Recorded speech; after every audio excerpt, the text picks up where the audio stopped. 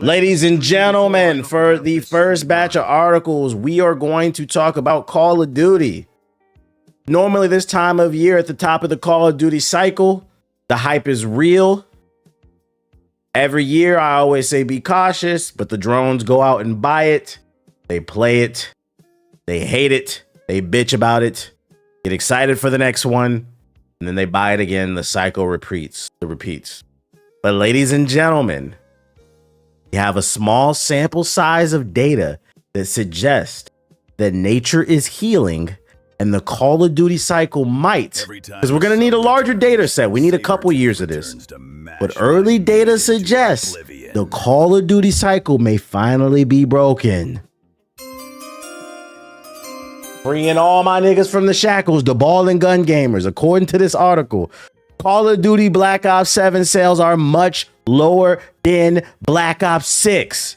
Now, for me, that's great. But for Activision and Microsoft that just spent like billions of dollars to get Activision,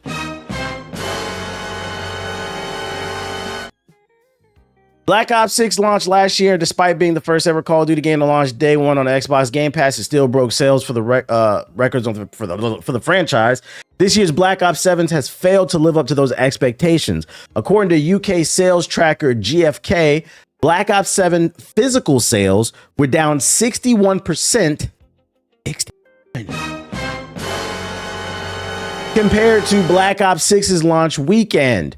It's a similar story on PC. According to Steam, Black Ops 7 has failed to break 100,000 concurrent players, while Black Ops 6 had a launch weekend high or more of 300,000 players. However, Microsoft has made it easier to play PC titles on Xbox, and physical sales have been in a constant decline in the UK. Which I know, to be fair, and this is why I said I think we need a larger sample size before we declare that nature is healing. We do need a larger sample size. I got to see this year over year if it's happening. But also, to be fair, what it's primarily tracking, we for damn sure know that they're down 60% on physical sales, but digital sales are hard to track. A lot of times these companies kind of keep those numbers private. They don't have to make them public for whatever reason. This 100,000 below 100,000 number is real. Launch weekend, they were averaging like 80 to 90,000 on Steam, which is really bad for a Call of Duty launch weekend. Those are the numbers you expect 6 months down the road. 6 months down the road, that's fine. But launch weekend, that's terrible for Call of Duty. But even still, you know, we need more data besides that. But I think the real telltale sign, in my opinion, the giveaway that there might be some merit to this story, that Call of Duty might finally be on the decline, is what Call of Duty posted on their official Twitter. Now, this is Charlie Intel reposting it, but this was posted on the Call of Duty Twitter. They released this statement saying, "Congratulations to Treyarch, Raven, and all incredible Black Ops 7 developers. Thank you to the Call of Duty fans everywhere. Across opening weekend, we've seen a great response to the quality and depth of gameplay in Black Ops 7. This is only the start. Our teams have an incredible year of content and events lined up, beginning with Season 1 around the corner. We couldn't be more excited for what's to come in Black Ops 7. Now, this seems like a typical PR statement saying, hey, we launched the game. Thank you to our developers. What's the big deal here? The big deal here is every other year in Call of Duty, they release a similar statement, but they always say this is the largest launch weekend, the most sales in the first 48 hours. Like, they always have like a specific stat in their PR statement. But in this one, they said, we've seen a great response to the quality of depth and gameplay in Black Ops 7. To that I say, I gotta call cap. It also, this game has been a PR nightmare. Not only is it not selling well, early data suggests, but then even the PR that it's getting outside of this has been bad, because it's been exposed that content creators are being paid some of the fattest checks in content creator history to play this game exclusively for the first week. So if you're wondering why some of your favorite Call of Duty content creators are not playing Arc Raiders or Battlefield 6 or anything else, it's because contractually they are required to play this game for the first week of the launch. And it was just a rumor going around, covered by multiple reputable websites, but Nadeshot all but confirmed it was true, because his audience called him out. And I wish I would have saved the clip, but I saw the clip. His audience called him out, and he's like, that's not true. I'm allowed to play other things on my stream. And then he looked at his phone and he was like, in 23 minutes though. Oh, so you do have to play X amount of time every week. So it's not looking too good. So when GTA comes out next November, if they release it, is it fair to say COD needs to skip a year or two, or I don't see them getting a huge launch weekend? GTA is gonna, to be fair to Call of Duty, GTA is gonna eat into everybody's profits. That's the reason why so many companies are afraid to announce a release date. So like, I'm not gonna put that against Call of Duty because like that's gonna eat into everybody's profits. Shout out to Jonathan Henry with the 2 donations on his super chats on YouTube. He said Cleveland cosplayer in the room. Everyone that says Black Ops 7 is good is in late stage capitalism mindset. Mind those numbers include Warzone and Black Ops 6 and I think Modern Warfare 2023. Yeah, I think after Modern Warfare 3, that left a really bad taste in people's mouth, that fucking DLC. You know, the funny thing is too, with Black Ops 7 from the eye test, I haven't personally played it. I'm not buying this game. But from the eye test, Black Ops 7 doesn't look horrible. And from some in-depth reviews that I've watched from some like COD heads, they say this game is better than Black Ops 6. The maps are good. The gunplay feels good. The main problem with this game, why it's probably failing, is A, people are just sick of Call of Duty, so it's wrong place, wrong time. And B, Black Ops 7 should have never came out. I've seen a lot of reviews say Black Ops 7 should have been Black Ops 6. So the real issue with the game is, once again, this is a Call of Duty cycle. It's just not innovating enough, but it's not a terrible game. Even from the eye, it doesn't look flat out terrible to me. It's just they're not moving the needle. And I think, I don't know what it is about this year. Because in my opinion, this should have happened during Modern Warfare 3 with that DLC. Because remember, that was supposed to be Modern Warfare 2 DLC. And they said, fuck it, we don't have a game to release, so let's just call it a full game. But it was really DLC. With that bullshit campaign, that should have been the moment where everybody woke up and is like, I'm done with Call of Duty. But for some reason, it was this year. But to that I say, better late than never. Yo, shout out to Marvy with the sub on the Twitch Prime, the resub. Any other game would have easily added these gameplay changes in an update instead of an entirely new game. Yeah, I think they just want the $70. They want the $70 sales plus everything else. And my thing is like, this game could easily just be a live service game. I mean, they do it with Warzone, so we know they can do it. I was gonna say like Fortnite, where they just drop an annual big patch or something like that. Same thing with like the sports games, the campaign. Oh yeah, the campaign for this shit was, it was disaster PR. Even when I saw it, I was like, ooh, that campaign does look bad. But my thing is, most people aren't playing Call of Duty for the campaign these days. But it was still a disaster PR for, I think, the game. And a lot of people saw that campaign and they were like, well, the multiplayer must be ass too. But from the eye test, the multiplayer doesn't look like the worst thing I ever seen. It just looks tired. But I do think it's funny that it's been confirmed that the content creators are under contract to play the game and nothing else. Because the few streams that I've been in, they never look like they're having fun. Has anybody watched any of these streamers play Black Ops 7? It never looks like they're having fun. It just looks like they're just kind of going through the motions. And I would say I feel bad for them, but you know, they're corporate shills. I don't. You chose that life. You chose that life. I mean, I get it. From what the reports are saying, Activision cut the fattest checks known to man, like the fattest checks they've ever cut, which is also a sign that they're not confident in the product, that they paid off so many people. But yeah, you wanted that money. Yeah, the eyes do not match the smile. Well, not even the smile. I don't even see any smiles when people are playing this shit. Just remaster the first Black Ops and then people will buy it. Even maybe like Black Ops 1 and 2 was like a bundle, but like I'm of the ideology that Call of Duty just needs to take a break. Battlefield doesn't come out every year. Call of Duty, if they really still want to milk this franchise, they need to release it like every other year, every other year. Like, give us time to miss it, man. Like, this game has been in the conversation for 20 years now. People are just tired of it. It's not doing enough. And yeah, we're not fiending for it. So, you know, rarely do I prey on a company's downfall or studio's downfall, but Call of Duty just needs to fucking take a break. This game should have never came out, and it's good to see people are finally voting with their wallet, because guess what?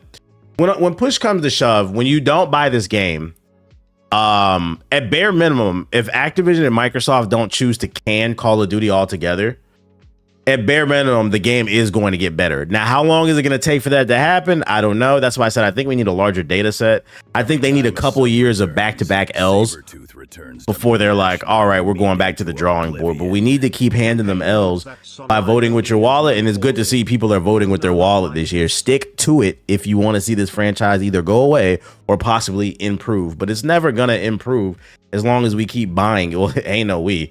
I seen a video on my timeline on Twitter earlier. This dude, the caption was, and he was like ranting about Black Ops 7. The caption was, Black Ops 7 scammed us. I was so tempted to quote tweet that, and us, nigga, you got scammed. Who's us? What are you talking about? What does this mean for the shareholders? Well, the shareholders of Activision's under Microsoft, so they'll be fine. The question is, what does this mean? This is going to piss off Microsoft. Are they expecting more? I don't know. What I will say is it's none of my business, whatever the shareholders think. That's their job to figure it out. Never forget, it's the corporation's job to figure out how to sell you some of that good shit. Don't just be buying shit to buy it. They need to earn your dollar. Shout out to Jonathan with the super chat and hydration appreciation with the sub. Here's my thing. COD needs to take a year or two off, and if they want to release the game, do a remaster of Modern Warfare 2, which is in a vault apparently. Release that. Didn't they remaster Modern Warfare 2 already, but just like the campaign? I don't understand why they didn't do the multiplayer. That don't make no goddamn sense to me. They did? Yeah. So like you're gonna remaster it again. They're really just mudding the franchise. We got Call of Duty Modern Warfare 2, Modern Warfare 3, Modern Warfare the reboot, Modern Warfare 2 the reboot, Modern Warfare 2 DLC, which is Modern Warfare 3. Now we're talking about a remake of a remake that adds the multiplayer. Like, you see how convoluted that shit is? Like, you're really just muddying the waters when it comes to your brand. When I played the beta, I knew this was gonna be a skip for me. When I seen people playing the beta, I knew I wasn't gonna play it, but I'm not gonna sit around and like, hey, if you like it, we love it. It just ain't for me, man. It just ain't for me. The Naughty Dog playbook. What else I got for ya? Oh, I thought this was interesting. This article I came across. Fallout co-creator Tim Cain says today's games suffer from trying to be everything for everyone when they should be learning from the 80s games. These games were really focused because they had to be. Today's games have forgotten the lesson of history, according to veteran RPG developer and Fallout co-creator Tim Cain. And a YouTube video uploaded this week in response to a viewer who asked whether old games could offer any lost wisdom for today's game developers and designers. Cain responded with an emphatic yes. Today's games, Cain said, suffer from an identity crisis. They don't really know what they want to be, he explained. They try to be everything to everyone, designed by committee, making a publisher happy, trying to guess what the largest demographic wants.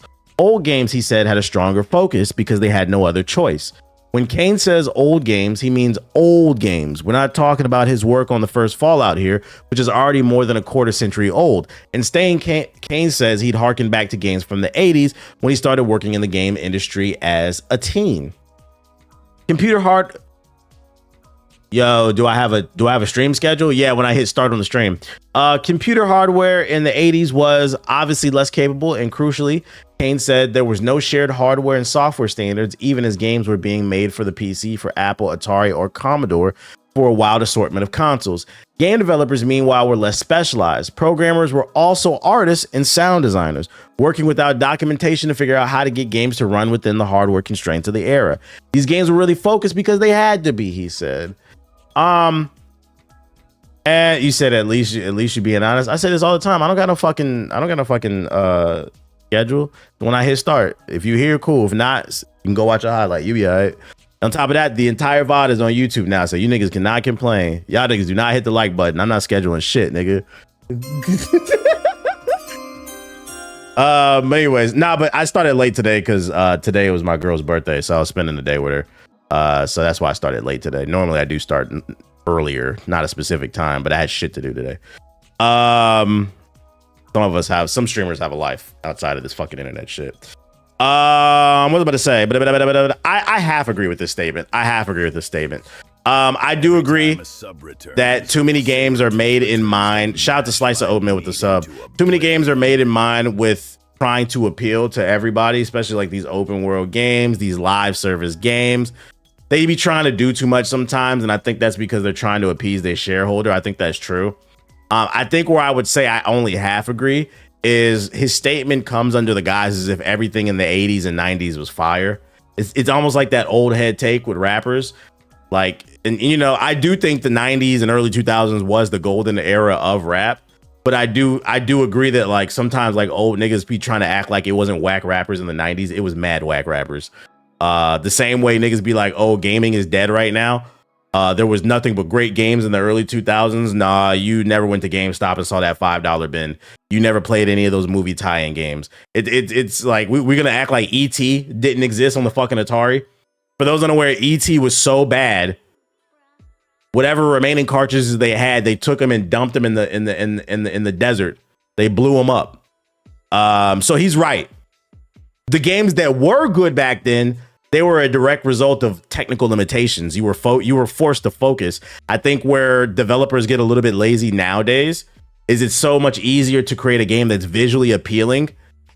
Sometimes the gameplay mechanics, and I think that's what he's talking about, the gameplay mechanics take a back seat. An example being is, for those unaware, literally anybody can download Unreal Engine 5 and make a game that looks comparable to some AAA stuff that's coming out in your house right now from your computer. And then you could download like free assets. I think that's what he's talking about. Yeah, I think there's some truth to that. But like, let's not act like it wasn't whack games back then. It was plenty of Bubsy, like Bubsy 3D. What are we talking about? It's revisionist history. So I think what he's saying is a half true. I think the games that were great is because they had to deal with those technical limitations. But let's not act like having all this extra horsepower isn't a great thing. It allows for, if anything, I'd argue a better argument is, look at what they were doing in the past with technical limitations, and then we look at what people are doing with damn near unlimited power. And they're still creating these generic open world, like I said, Grand Theft Auto, that open world formula, and Ubisoft really dragged it out, has done so much fucking damage to gameplay creativity. You can do anything with all this horsepower with these next gen consoles, these PCs, these GPUs constantly coming out every year, and you're choosing to make fucking these open world games where it's just mad shit on the screen. Versus back in the day, you had something super creative like Jet Set Radio on the Dreamcast. That's why anytime a Jet Set Radio clone is announced, some indie game coming to Steam, that shit sells like hotcakes because you don't get stuff like that as much anymore. It's not all about pushing the best visuals; it's also about what you do with the tools. You know, like if just because you put a level 50 sword in a level 1's hand, like, yeah, like they might be a little bit more powerful, but the person who's level 50 and using the level 50 sword is going to be much better with it. You see what I'm saying? Like, there's got to be a medium. It's somewhere in the between. Unlimited power, but limited creativity. It's like it's swapped. Because like also on the flip side of the spectrum, let's not act like there hasn't been amazing games. Like one of them this year came out with Expedition 33. I think one of the problems too, and this is on the consumer side of things, there are a ton of amazing games and there's a ton of shit games nowadays. The problem is games are so expensive, so it can be hard to convince people to try those games. And then you also have a subsection of gamers who are just hard-headed. They refuse to try anything. I mean, I'm going to give an example. Shroud. Although his fans swear he was just joking, there are a lot of gamers like Shroud who have these very strong opinions about what should be game of the year. And then I ask you, what did you play out of the 5 games that were nominated? You didn't play a single one of those games? How do you know they shouldn't be game of the year? Gaming is the only hobby where we have to damn near force feed niggas to play games, but you swear you like it. I'm sorry, I don't ever have to beg my homeboy that likes to hoop to come to LA Fitness and go hoop. Hoopers hoop. Niggas who play soccer go kick the fucking ball. Niggas who love football throw that shit. But gamers, niggas will play Stardew Valley 24/7. And then you tell them about Kingdom Come Deliverance and they'll look at you like you speaking fucking French. These people in suits who know nothing about games. So like, and this is why I said, there's so much context around this conversation. What he's saying is a half truth. If you want more of those creative type of games, you got to support them. Dispatch tonight? Nah, I ain't playing no Dispatch. We on Battlefield. It's funny because I watched Shroud play through Baldur's Gate 3. He still's got dumbass takes. It is what it is, man. Thank God he's got God level aim. Because if he didn't, we wouldn't be watching him for them takes. I like the 007 Wolverine and Resident Evil next year are going to be nice single player games that aren't open world. Yeah. They're going to probably be like semi-open world or large hub areas. Expedition 33 being 50 and Dispatch being 30 shows that great games can be made for less than 60. Yep. Cut down the teams and give them creative freedom. And anything is possible. Ubisoft made me hate open world games. Yeah. Like GTA did a lot of damage to game mechanic creativity because it gave the idea. It's not Rockstar's fault. I don't want anybody to get this twisted. It's not Rockstar's fault, but it is a byproduct. Because GTA gave the formula to Ubisoft. I think Ubisoft did more damage than anybody. But Ubisoft would have never did that if we didn't get Grand Theft Auto, bro. Oh my God. It's to the point where you play a game like Ghost of Yote and like I just felt like it was a little long in the tooth because it's just like, I feel like I played this game before. It's good. I'm not going to call it a bad game, but I feel like I played it before. It's uninspired. Same thing with AC Shadows. I got AC Shadows and stuff and finished it. Same thing. Arc Raiders was 40. The money hungry companies are losing. Support what you like. Support what you like. It's like when they say Steph Curry ruined the NBA. Yeah, I mean, because they created a lot of shot chuckers, but you know, it's not directly his fault because it's like it implies there was malice, but it's a correlation, I think. It's your birthday. Happy birthday to Big 34. Next piece of news I got for you. I've seen this rumor floating around, but this is the first time I've seen an article on my timeline.